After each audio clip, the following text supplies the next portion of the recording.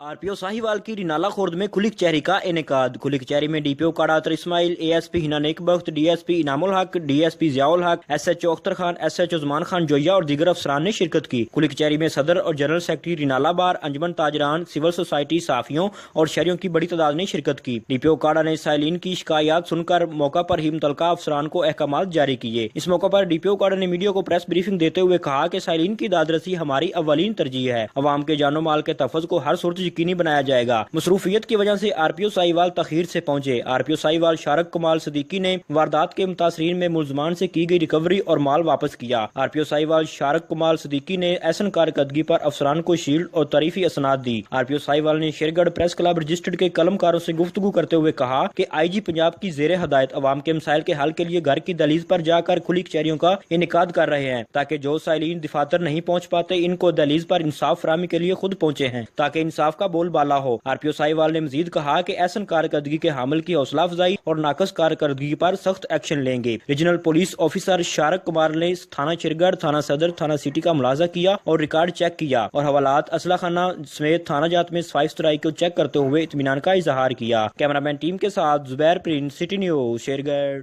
हम लाते हैं top news, आपके फेवरेट टॉक शोज और अनलिमिटेड एंटरटेनमेंट सिर्फ यूट्यूब पर। अगर आपने अभी तक हमारा चैनल सब्सक्राइब नहीं किया तो अभी सब्सक्राइब करें और बेल आइकॉन को क्लिक करके हमारी लेटेस्ट वीडियोस के बारे में अपडेट जानें।